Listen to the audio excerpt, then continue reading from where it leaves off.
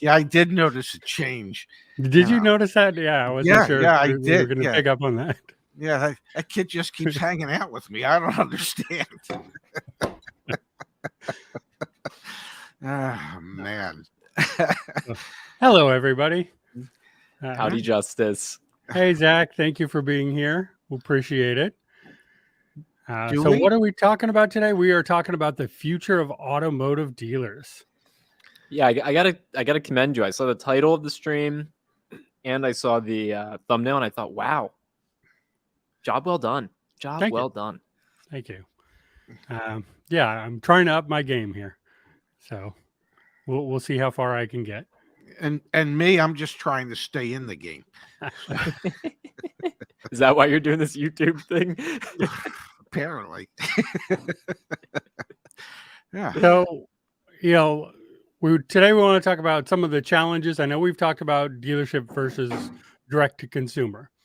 We did that one, but now I want to focus sort of more on the direct challenges the dealerships are facing now with the FTC coming in right at the same time that EVs are starting to come through and doing direct to consumer, and what dealerships can do to survive this sort of thing. Because as we know, and you two have talked about on the Ray and Zach show, a lot of the Ford dealers are now dropping out of the electric program, which to me seems like kind of short-sighted, if I'm being honest. Like, if you're going to drop out, if Ford's really not going to be allocating these vehicles to you, what is your model then? Where is your future?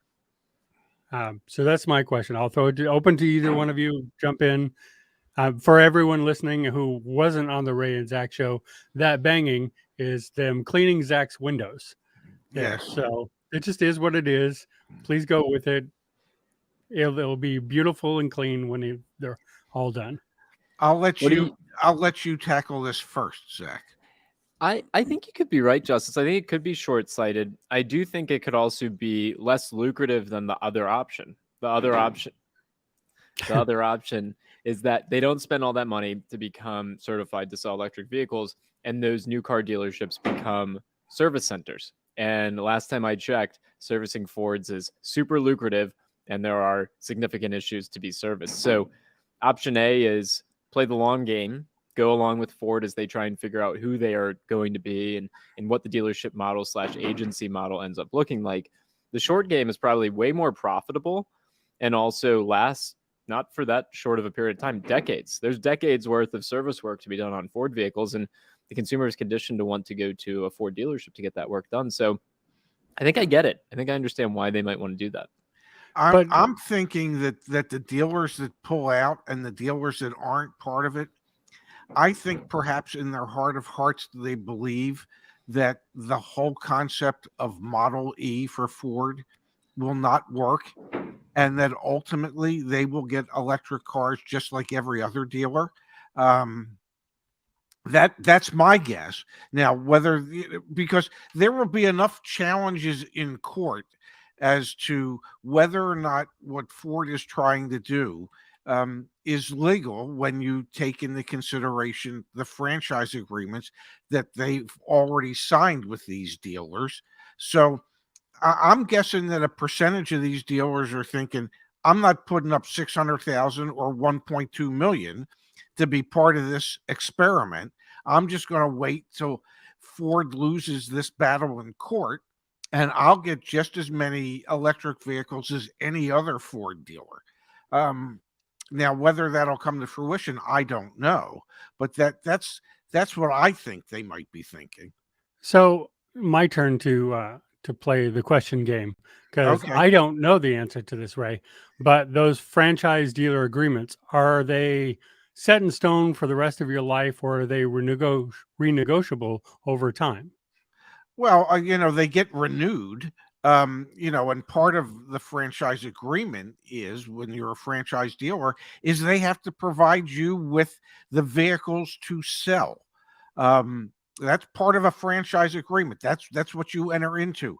They can't just willy-nilly say you don't get cars. we're going to give them to somebody else. They have to provide you with enough vehicles so that you can sustain and maintain your business. So I would think that there's Ford dealers out there that are thinking to themselves, well, if they do away with ICE vehicles, and I'm still a Ford dealer and I still have a franchise agreement, they still have to provide me with inventory or with the vehicles that I can sell so that I can maintain and sustain my business. But Well, how does that work with allotments then? well, they're obviously they base things on an allocation system, a turn and earn system. Well, I would think a dealer could argue if you don't give them to me, then I can't turn them to earn more. So inherently, there's a flaw in that system for the dealers that didn't opt into the electric program. And if ultimately Ford is not going to make ICE vehicles, well, they got to provide their dealers with something to sell.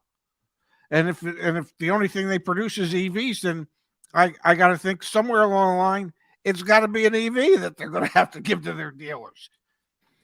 Okay, so Zach, I want to ask you this question because this has always been on my mind since the beginning of MemoGate here with Farley and his restroom memos. I have maintained, and I will still maintain, that these are part of a longer strategy, not to necessarily get dealers to comply, but to show in this inevitable court battle that the dealers are not actually abiding by that franchise dealer agreement. They're ignoring memos. They're going through this, and this is sort of Ford's way of stacking the deck and saying, look, we've given you every chance in the world. So you're trying to argue that we're breaking the franchise agreement, but really you've broken it first. You didn't follow the directions. We gave you warning after warning after warning. We gave you a million chances. So, can the dealerships win in court? My question becomes, does that matter in a world where Ford and those dealers all have to spend so much money and time to pursue that battle while other companies aren't encumbered by that existing model and can simply come in and take the market share? So you could almost imagine the Harvard Business School case study 30 years from now is going to be how Ford failed.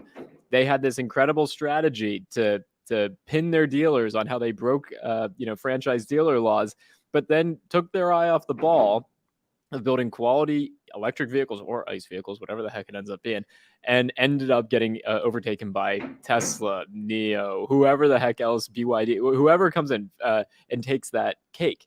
And so while I think you could be right, I think the bigger story will ultimately end up being it's a huge distraction from what they actually want to be doing, which is building good cars, selling them in a way that gets people excited, etc.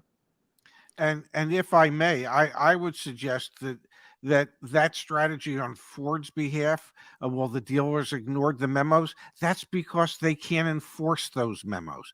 That's because the dealership is free to sell it whatever the market conditions are at the time.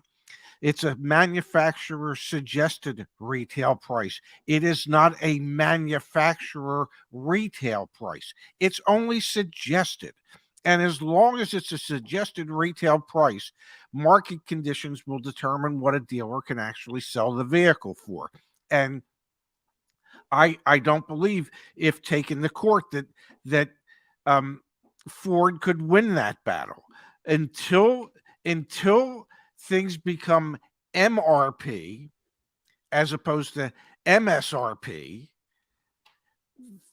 That to me is the big sticking point for Ford. You can write, all the manufacturers can write all the memos they want, but they don't have any legal authority to do anything. Okay, they don't have the legal standing to punish the dealers.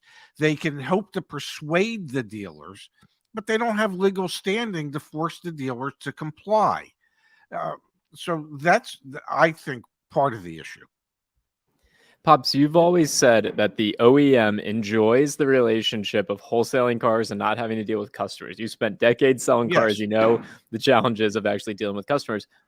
I don't even understand necessarily why the OEMs want to get rid of dealers. I don't think they do. I think they want them to become agents. And I think that business looks a heck of a lot less lucrative, economically lucrative for current dealers.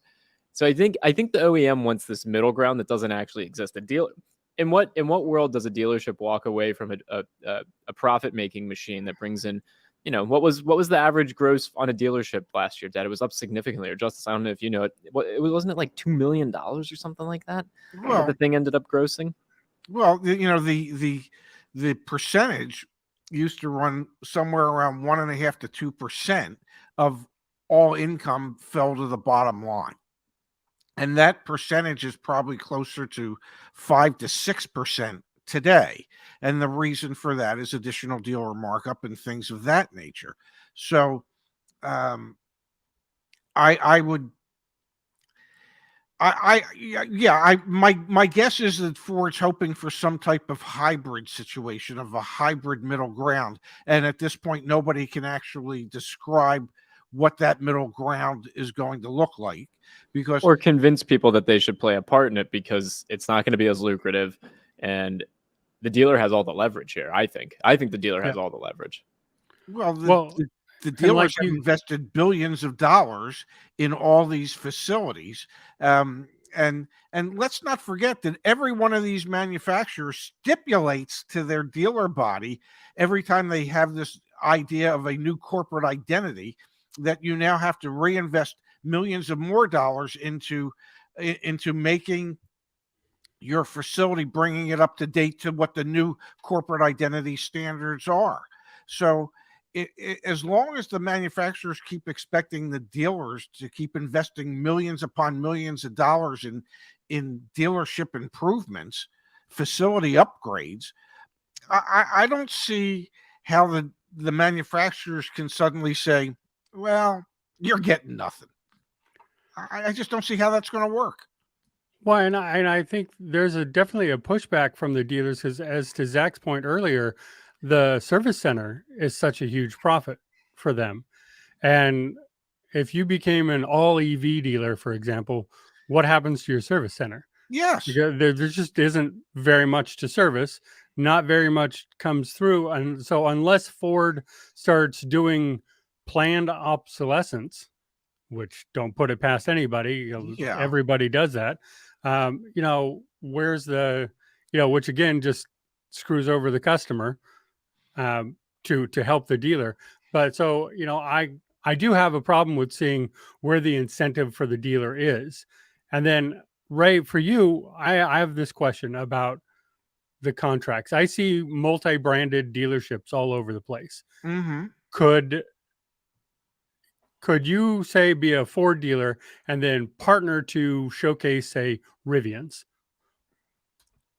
It would depend on the way the franchise agreement is structured.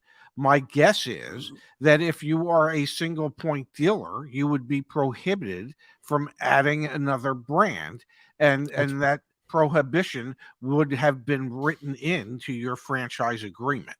So I would think you could not. What you perhaps could do is build a small separate entity on that property for Rivian or somebody else. But I don't see that happening either, because my suspicion is, and this is just a suspicion, but my suspicion is that Rivian and Lucid and Lordstown and others like that, they won't be players in this market 5 or 10 years from now. They won't exist. So they won't need to try and partner with existing franchise dealers to have a delivery center or a service center.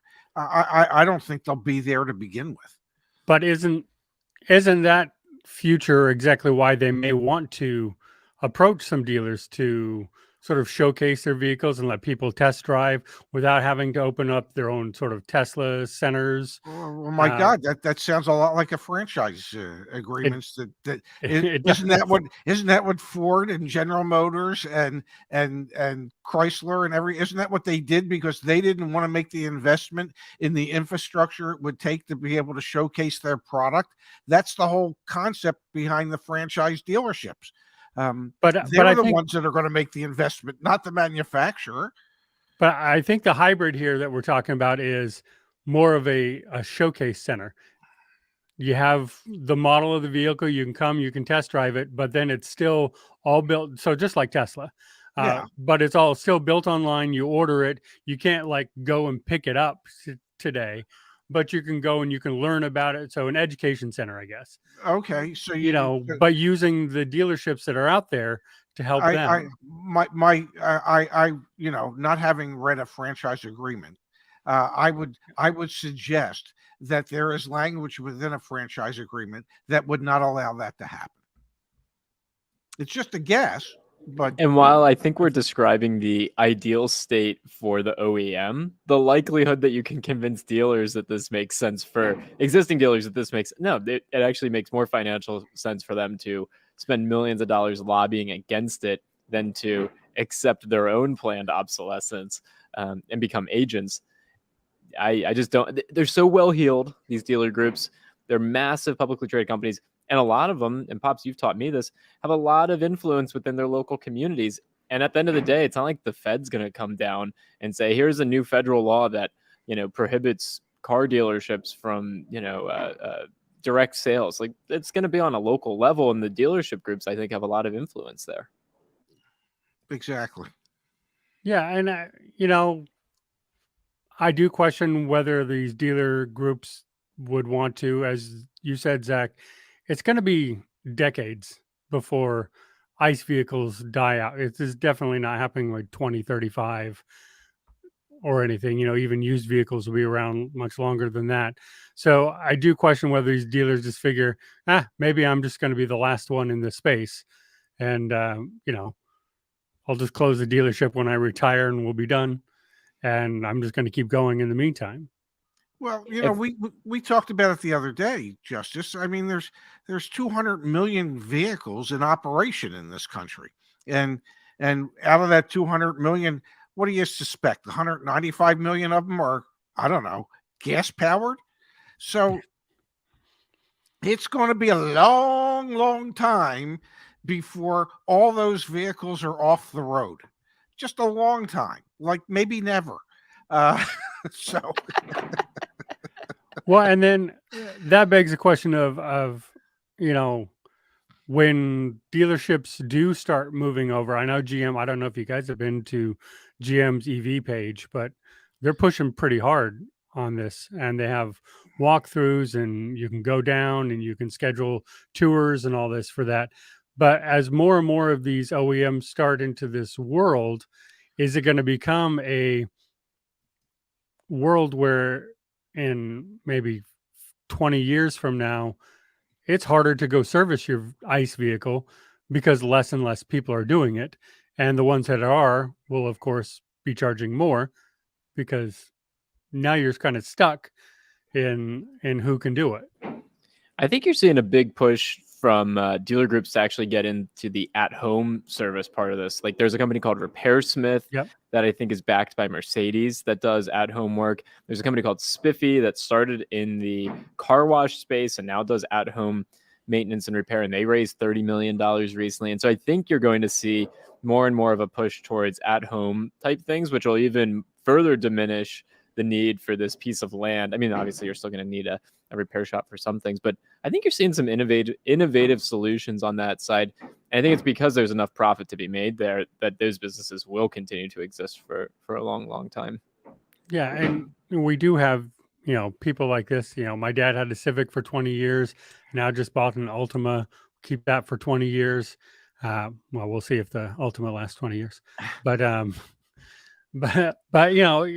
know lots and lots of people who drive 10-plus-year-old vehicles myself. Just personally, I know a lot of people who drive that, and they're very happy doing that. So, the point of the ICE is going to disappear in 2030 is sort of silly, even if we could make the transition to EV where all new ones are sold. I think you got a few decades here.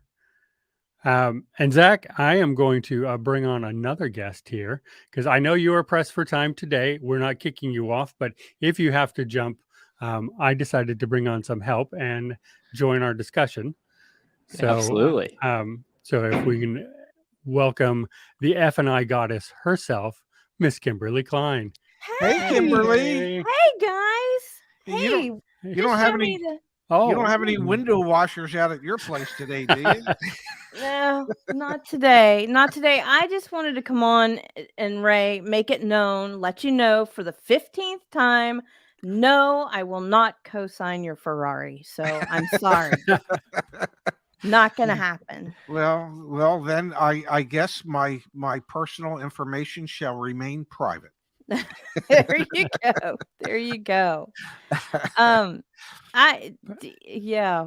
What are your thoughts on this, Kimberly? Where do you yeah. think dealers can go in the future from here?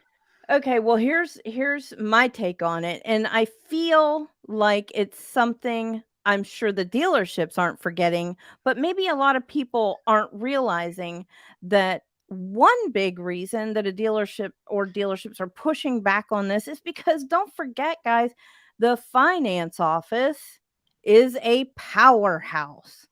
And everything that I've seen with the EV model, standalone manufacturer, I'm not seeing a finance office. I'm not seeing it. I'm not seeing pressure in the finance office to buy products from a menu. I'm seeing a more streamlined process, or maybe they're just not talking about it at all. But for a dealership, the finance office is kind of a big deal, just like the service department, like you guys were mentioning. There's the service department there too. Tesla positions itself in malls and street malls, those kinds of areas. And Ray, I don't know about you, but I would guess that you probably have gotten in your vehicles off the lot and driven them to the mall to park them inside the mall for people to walk up and down on a weekend or during a week, a holiday week maybe, just so that they can get their eyeballs on your cars from the dealership. Absolutely. That is a profit center for many malls, where they invite dealerships for a fee to be able to place their cars within the confines of the mall so that hundreds of thousands of people can see your cars and fall in love. Your malls are busier than mine, Ray. Well, I didn't say hundreds of thousands over what period of time. Okay. Yeah, Pops, the one in Atlantic City is a little bit like the opposite of that. Do we even have a mall in Atlantic City? Hell, Atlantic City doesn't even have its own standalone grocery store. Okay. Yeah. Let alone a standalone mall. So that's it. But yes, I get what Kimberly's saying, and yeah, absolutely. We used to take cars to the mall and display them and pay for the privilege to be able to do that. Absolutely. Right. So my point is that I believe malls are dead, by the way. Across America, malls are dead. But my point is Tesla, pretty smart. I've seen their stores. I like their stores. I think they're a really cool experience. I just don't think this is ever going to come to fruition in the States. They're not going to change their mind. The dealerships are good old boys. It's not gonna happen. I can share one thing with you, Kimberly, from the people that I used to work for, that our large BMW store in Rockville, Maryland, when they built the new facility, knowing that Tesla had already agreed to rent the old facility, and it is a Tesla dealership. And actually, there's two properties that I know of that our group, when I worked for them, rented to Tesla for Tesla showrooms. So in states where Tesla can do that, they seem to be more than happy to enter into those type of agreements. Yeah. And lo and behold, it becomes just like any other dealership that way. Yeah. So there Well- must be something to the dealership model. Well, again, it's an experience center. You can't just go buy one.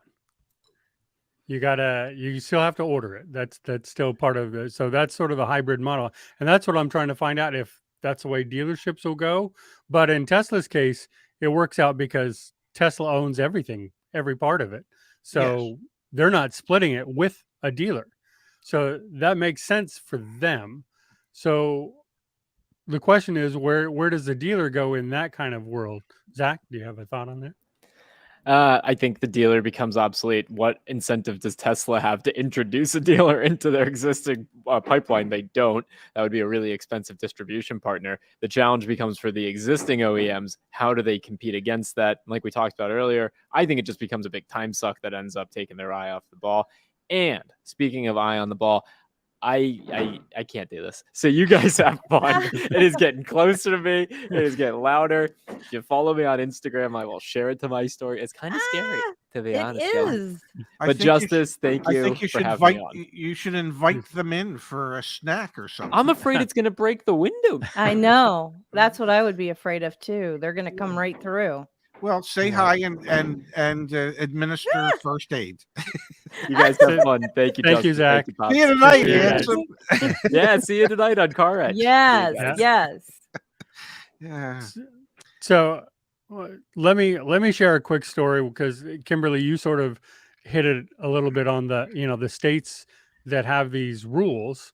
Like Mississippi just passed one saying that you can't sell direct to consumer, with the exception of legacy automakers, which Tesla is now one. As weird as that is. But I believe it was New Mexico, and in the chat, if you know what state it was, correct me if I'm wrong. But I believe it was in New Mexico that had this rule. And so Tesla set up an agreement on tribal land. Yes. Yeah. That's they been just known to happen. Opened up yeah. there and said, okay, yeah, the state doesn't want to work out with us. We're not going to stop. We're not going to not offer our vehicles to your citizens. We're just going to go over here where you don't have any control now over anything that we do. And so, that, dirty politics or ingenious, that's up to the person deciding. But, I feel like a lot of these automakers are going to find ways around these state laws that are sort of entrenched and protecting a dying model. Either of you have thoughts on that? Is it really a dying model? Is it? I don't think I it don't- is. I think, I mean, in my personal estimation, it is a dying model. I mean, I'm not saying it's dying tomorrow. Of course not. Or in the next 10 years, and certainly not 2035. It's just not going to happen. We know that, but I just think their days sort of are numbered in the way they're doing this. Ford and GM both trying to say that they will go to direct to consumer. So, the dealers can fight back in court. I have my doubts who's going to win. Who gives more money to the politicians, Ray? The dealers or the OEMs? Well, there's more dealers than there are OEMs. Yeah. Okay. So do you think they, when they combined, do they give more? Oh, absolutely. All right. Absolutely. Because 100%. yeah, and that's not to say that OEMs don't give, because they do. And it's not to say that they don't lobby, because they do. But the fact that you have 18,000 franchise dealerships in the United States, and we're not talking about any franchised used car facilities or non-franchised used car facilities, that's a pretty big. You have Stellantis, you have Ford, you have General Motors, and you're talking about between new and used car dealers, you have 40,000 new and used car dealers. Who do you think's given more? Fair enough. BMW has come out and said that they anticipate selling 50% of their cars by 2030 will be EV. And listen, dealerships are feeling left out of profits. Okay, so rather than helping people and making money, it's we all know this. It's all about the profits. And dealerships have got their heels so entrenched, and I think Ray's used that word before too. They are so entrenched that it's going to stay.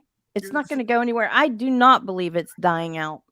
I don't. Think of it this way for 1 second. Genesis is a new premium brand in the United States, and they are trying to get their dealers to invest in and build standalone Genesis facilities so that they can up their game and improve how the customer experience, because let's face it, you're not getting a premium luxury experience if you're buying a Genesis on the left side of your Hyundai showroom. Okay. Now, Genesis came up with this idea in 2020. The fourth standalone Genesis dealership just opened. Now, you're not building luxury dealerships for, I don't know, less than, say, $10 million. Why are dealers investing that kind of money, knowing that Hyundai is leaning more and more towards electric? The only reason dealers are willing to do it is because they know they're not going anywhere. Okay? They're just not. Well, We can delude ourselves into thinking they will. They're not. Okay? Will they be as large a facility sitting on as much acreage as they are today going forward? Maybe not. But they're not really going anywhere. They'll still be there. Even though consumers complain that dealerships don't add value, okay, they really do add some value, because there are, in often cases, factory trained technicians. In some cases, there's actually trained sales personnel who can help you make a more informed decision. Not in all cases, but in some cases. And as much as consumers want to complain about dealerships, and I get it because I bash them all the time, they still enjoy the sport of going in and negotiating. Because in the 90s, when one price stores started coming out, I think it was about 5% of all dealerships went to one price selling, and customers stayed away. Because as much as customers say, well, we don't like to negotiate, as soon as you take away their ability to negotiate, they go, no, I want to negotiate. Yeah. So don't take this wrong, Mr. and Mrs. America, but you speak out of both sides of your mouth when it comes to this. You hate the experience at the dealership, but yet you don't want to give up the ability to be able to negotiate the price of the product that you're trying to buy. So I'm sorry, dealerships are going nowhere. And the reason they're going nowhere is because customers are full of poop when it comes to how they actually want to buy the car. I agree that it can be a better experience, and it should be a better experience, and we should make it more transparent and easier. But I've been there when we have tried to take away their ability to negotiate by just being a one-price store, and they go, well, if you're not going to save me $50, I'm not buying the car. Right. Well, you know, what the hell? You asked for us to make it easier. We make it easier, and then you still want to negotiate. What is it that you really want? Yeah. Well, so yeah. My pushback on this is Gen Z, which we've had in the chat here too. They're not out there buying at the dealership. A lot of them are buying the EVs. Look at all the EV models. who don't negotiate, all of them. People are perfectly happy buying there. And I think the new generation, and I don't see generation after Z probably changing this, they don't want to do this. So is this, when I say it's a dying off, I think it's generationally dying off. Millennials aren't as happy with it either, but they do it. Gen X, we don't care, whatever. But, Gen Z and forward, it really looks like they would really prefer not to go. I mean, they don't even like to get on the phone. So they don't want to go into a dealership for sure. Here's what I'll say about Gen Z. Okay. When they start to travel across the world, let them go to Morocco. Let them go try and buy something. Let them go to India, wherever it is, where everything is negotiable. Okay. And all these vendors in Morocco and India and wherever else are going to be so thrilled because when they say, oh no, it's 800 rupees, and Gen Z goes, okay. Okay, and they were really expecting the vendor was really expecting to get, I don't know, 250 rupees. We're going to have some rich Indians and some rich Moroccans. Don't worry, Gen Z will learn how to negotiate. It's primal. You'll see. You'll see. They didn't teach me this stuff in high school either. 'Cause I think Mark said, well, they didn't teach Gen Z how to negotiate. I didn't learn how to negotiate either. I mean, this is like, this is why we're here. We're here to help you, to teach you this stuff. But here's what I do think. The FTC needs to come along and do their job on the things that they've already got in place, because there are too many bad apples out there that are making good dealerships look like monsters, or now the general public thinks that all dealerships are so horrible. It's because of the really, really non-compliant bad ones out there, and FTC needs to get on their case for things that already exist. They're just not enforcing. Yeah, so I'm gonna agree, and I some people in the chat already agree with you. I think we wouldn't have this discussion if dealers weren't doing the things they do. No one complained when they were getting below invoice on their vehicles. We would not be sitting here having this discussion if they weren't doing all these markups and forced add-ons and everything else. I agree in that. I agree with that. Even if we were talking EVs. I think it's when you see this kind of thing, which the FTC is trying to crack down on, but doesn't seem to be enforcing the laws they already have, to Kimberly's point. So not sure what new laws do for it, but I think this is where the discussion becomes, and this is where the danger becomes for dealers. The more of these kind of practices that they do, the more outrage happens, and the more politicians have to start listening, and the more things have to start changing. And if the dealers keep doing these, because we've already started seeing this yet again, really this last week and a half, I don't know the deals that you've seen, Kimberly, but I've seen a lot of deals now with add-ons back on. I've even seen some markups happening again, and and you push back, and there's like, and the dealers are starting to be take it or leave it, take it or leave it. Now, I know this is because of a tax season that they think is going to hit, that I think we all agree we don't think is going to hit. No. And so I think end of May or June, somewhere in there, they're all going to start panicking, as dealers do, and fire sailing everything. But because right now we're back in a market again where they're asking for these stupid adjustments, and they're telling people, take a walk, and we'll sell it to somebody else who comes in. It's these kind of things that keep the pressure on that people don't want to deal with the dealers. They don't.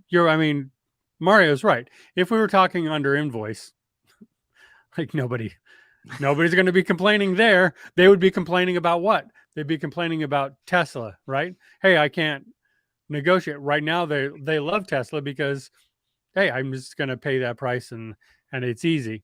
Instead of the markups.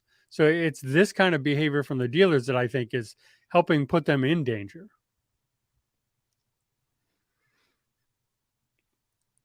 Ray? Go ahead, Kimberly. You look like you No, wanted to no, say no. something. Yeah, I'm no, yeah. waiting for you. I don't know what to say. Ray, you go. You go. I, I just people like to negotiate when they can win. Okay, and right now they Well, don't feel like they can yeah. win. Okay, and so if right now they don't feel like they can win, then Tesla looks like the better car experience, buying experience for them. Mhm. If things ever get back to what it used to be, and you could go in and you could negotiate, and you're negotiating below MSRP or below invoice plus incentives, then I don't think people would complain. And I agree with you. The thing they would complain about is, well, Tesla's price is just a price. I can't negotiate that price. I can't win on a Tesla. And does that appeal to a certain percentage of people? It does. Just like negotiation free selling and one price selling appealed to a certain percentage of customers back in the 90s. It just didn't appeal to the vast majority Mhm. of customers. And it still Yeah. doesn't appeal to the vast majority of customers. I'm just telling you from experience that as much as people say they hate the experience of going into a dealership and what they have to go through to buy a car, when we used to try to make it easy for them and say, the price is the price, here's the price, we've already discounted for you, it was never good enough. When during the start of the Great Recession, when I had a whiteboard by the receptionist's desk, and it listed every model of Acura that we had and what the deal was. Acura TL, invoice, plus $250 less any customer incentives. Okay. It didn't get any easier, any simpler than that. You picked out the car you wanted. We grabbed the invoice. We added $250 to the invoice, and we subtracted whatever the customer incentives were. And you know what we got every time? Well, can you save me another $500? Every Can you? time. Yeah, can you Every save me time. another 1,000? So Yes. I made it as easy as possible, and the people still wanted to negotiate. So I appreciate when I hear people saying we want it to be an easier experience, and when you provide them with that easier experience, they still want to negotiate. They still want more. So I don't know what the middle ground is. I know that dealers can do a better job of what they do. I know they could make it more transparent for customers. But you know what? Damn it, at a certain point, the customer just has to accept the fact that there's going to be a profit, that the dealer's entitled to make a profit, and that if you want it to be as easy and as transparent as you'd like it to be, then you just have to accept that price. And if they're not willing to do that, then I don't blame the dealers for not being willing to offer that. So my only one on that is so when you offered your one-stop shop pricing, Yes. is the pushback of, can you save me 500? Is that just because everyone has been trained that the dealer's ripping you off, and you decided not to rip them off, but you were still at a car dealership, so people go, no, you're a car dealership, and I know you're ripping me off no matter what you do. So I mean, is that the pushback? Because CarMax does not negotiate, and they are a powerful player in the market. They are. Ditto AutoNation. Yeah, no, and I get that, and for CarMax it's worked, but they've spent 30 years, educating the public that this is how it's going to work when you go into a CarMax. And if you're at a dealership in a major market, okay, and I'm talking about the Phoenix metropolitan market, which is one of the best car markets in the country. If you're the one lowly dealer that says, as you walk in, pick the car, pull the invoice, add $250, subtract the incentive, and all the other dealers are still negotiating and playing, the customer still wants to win. Okay, it's it's difficult to make it a win-win for both the customer and the dealership. Trust me, I wanted it to be a win-win. I wanted it to be easier. I wanted it to be less time consuming, which was why I came up with. Now, my salespeople hated it, and they hated it because I capped their income when I did that. Okay. And some of the salespeople pushed back by, if I appraised a vehicle for $10,000, they would go tell the customer it was appraised for $8,000, because that was $2,000 worth of profit that they could then negotiate, that they could build into the deal. So I get it from all sides. I just know, having lived it, that when we tried to make it as easy as possible for the customers, they still pushed back. And I would remind you that CarMax, please don't forget CarMax. Okay, see the time to negotiate. Then people go and ask. Yes, exactly. Kimberly, I know Exactly.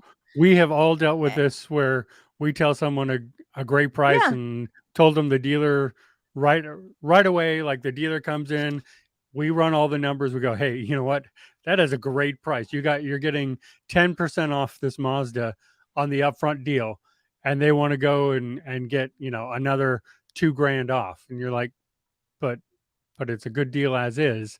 And we see this all the time too, of people, to Ray's point, people want to still go in there like, no, I can still get lower because this is a negotiation, even when the dealer comes in and you're like, wow, that's an amazing price. You should take that deal. Yeah, exactly. And don't forget, and Ray said this before, we know that on used cars, they're making a lot more money on used vehicles. So don't think that CarMax isn't making a ton of money on their car sales, because they are. Yeah. Whether they're negotiable or not, they're making a lot of money on that non-negotiability. Don't forget that. Yes, they are. Yes, we are. I mean, I say this about CarMax. I don't want to speak for the company. I say this about CarMax all the time. 60% of their vehicles are going to be overpriced.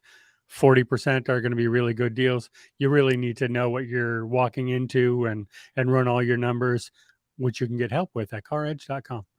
And I can't tell you the number of times I would look at somebody, work with them, and I'd go, you have no idea how good of a deal it is that you've just walked away from. And since I haven't been able to convince you it's a good deal, I want you to go out into the world, and I want you to realize what you just walked away from. Because when you go to the other dealerships and it's not nearly this, think about what I tried to tell you. I mean, I used to see it all the time. People think that on a $50,000 car that the dealer's making $15,000. Yeah. The dealer's not making $15,000. Okay. They do. They definitely do. They do think that. Yeah. Yeah. No, they think that all the time. I mean, you guys are making tens of thousands of dollars. Right.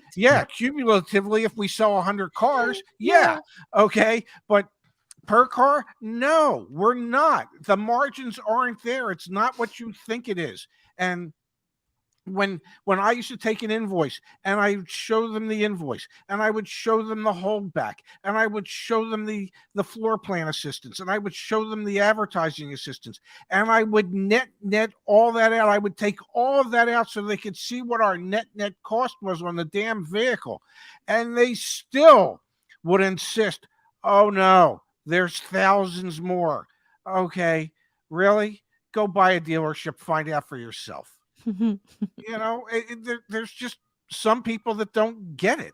Yeah. Okay, Ray, you made about $20,000 in profit on every $50,000 car you sold, right? Right. That's about right. I only wish I did, because if I did, then my condo would be oceanfront, not bayfront. Okay. Yeah, I mean, we see this all the time, and to that point, aren't EVs even worse in this space? Not counting Tesla. According to Ford and GM, at least, they're losing profit. And isn't their invoice somewhere like $500 or less on these versus, MSRP? That's what I've heard, that the margins are really, really thin on the EVs, which is another reason why I wonder why any Ford dealer would want to become a Ford electric dealer. If you can't make money in service and you and the price is non-negotiable, and F&I. yeah, and there's no margin in the car. I mean, my God, the F&I manager has to smack you over the head with a 2x4 Get to ready. have any hope of making any money on that deal, to make it profitable for the dealership. So why would a Ford E dealer want to be a Ford E dealer? So does this then, Kimberly, does this then move F&I to the front, like we've sort of seen in some of this, and you start forcing on some of these warranties Yeah. and packages It because they're opens not the making door. money otherwise? Yep, So it does it go opens to the the front? door. Yeah. Sure does. It opens that door wide open, Justice. You think forced ads were bad before? Oh yeah, hang on to your tail, because now they're going to take a declination clause out, and yeah. May I answer James's question? You were printing the invoice in the back room. I didn't have a back room. Okay. And B, it's not like you go around and you just employ people to create fake invoices. You don't. The invoices, we could actually get them online when we go into the manufacturer's DCS system. That's where they were printed from. And it used to aggravate the hell out of me when people would suggest, well, you just printed that up. Well, yeah, I did just print it off the printer so you could see it, but it's the real invoice. Oh, no, it's not. You know what? We don't have the basis for a car deal here because there is no trust whatsoever. So why don't you do us both a favor? Go somewhere else and beat somebody else up, because I'm not going to waste my time, effort, and energy trying to convince you that I'm trying to deal straight with you. And that's where the FTC should come in and do their job and find the heck out of you for falsifying invoices. They should shut you down for it. Yes. Yeah, I mean, and I think the internet, of course, has helped level that playing field some, where people can go online and look up the invoice pricing and stuff. So hopefully dealers get less of that. But to that point, that mentality of people who say that, didn't the dealers do that to themselves by being, the bad, obviously we never talk about, we say rest. dealers as a generalization, but be clear, we all have dealers that we absolutely love, Yes. who are amazing, great dealers out there. You got the Longos and the Earl Stewarts and the Mountain States Toyota and you can keep going on and on. But there are amazing, wonderful dealers out there. So when we say dealers, please know that we're just talking about the bad ones. But yes, those bad ones, like everybody else, tend to be louder or get the most attention. And so they sort of give everyone the bad name. And so when you have people come in like, oh, well, you just printed that up, that's kind of feels like, well, yeah, dealer, you did that to yourself. You built that reputation, deservedly by yourself. So, that's, people think they're going to get ripped off. That's why even if you do one price stop, they're like, no, I want a bigger discount because I know you're ripping me off. I know there's something in there you're not telling me. And this sort of mentality that is permeated is part of what I'm thinking is that sort of demise of the dealership, because people already have a really bad thought of them, even of the good ones that are trying to do the right thing. They do. Can I say one thing? Yes. It's past my lunchtime, Dave. Oh, I'm sorry. Yeah. Yes, it is. Yes, Yeah. You can't keep me on for close to. I haven't eaten yet today. Okay.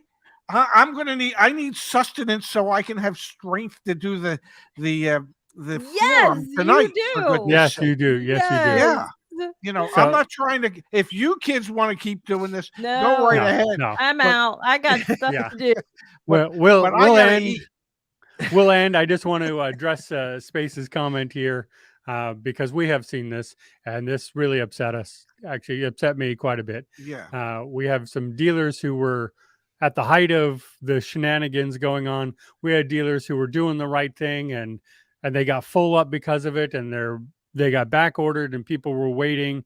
And then when the market dropped, and the dealer that was charging $5,000 over MSRP now said, "We'll give you a $1,000 discount under MSRP." People started canceling at the good dealer and going to the shyster dealer, who's now 1,000 under, canceling all their reservations and moving over. No loyalty to the guy who was doing good in the good Trying to do times, the right thing. Yeah. which is, to your point, Ray, all people care about is getting the deal. There's no loyalty to the dealer. There's no loyalty to the good guy who was doing it good the whole time. It's, hey, this guy who was ripping everyone off. I mean, I know one dealer that, Space and I were dealing with, who had been doing $10,000 markups. They went to 1,000 below MSRP. Everyone canceled at the good dealer and went over to them. And it just blew me away. I don't know. I don't think it's their memory was short. I think they don't care. Oh, this is a better deal. I'm going to go there then. I don't care that you were ripping people off for 18 months. No, I get that. I mean, people are out to protect their own best interest. Hmm. It is up. This is the last thing I'm going to say before I go make a sandwich. It is up to the dealer to explain to the customer who they are, how it is they do business, and why it is that you want to do business with them. That's where I would spend my time with customers. If at the beginning of the conversation, as the customer, you tell me you are not interested in me making any money at all, shame on you. I'm not interested in having you as a customer. The reason you want me to make some type of a profit is so that, God forbid, if you ever have an issue with that vehicle, I can be here for you to argue on your behalf with the manufacturer to get that problem taken care of. But if you don't want me to be around to be able to do that because you don't want me to make a profit, I don't want to be here for you. I will be here for those who see the value in what I try to provide. Agreed. Yeah. Kimberly, last word of the day goes to you. So Ray can go eat. Yeah. Hey, Ray, you have a wonderful afternoon. Everybody you. out there have a wonderful afternoon. I'm sure that this conversation will be carried on. What day, Justice, is your next show? On Friday, we have Plugged back in with Justin for all the news of the week. And then we'll be back here on Tuesday again with Unplugged with a mystery guest. Oh, sounds mystery like to fun. me too. Wow. Okay, that sounds like fun. It won't be me. It won't be me. Okay. Just saying. Thanks everyone for being here. Thank you. Ray, you have a good lunch. Thank you. I shall. See everyone Friday.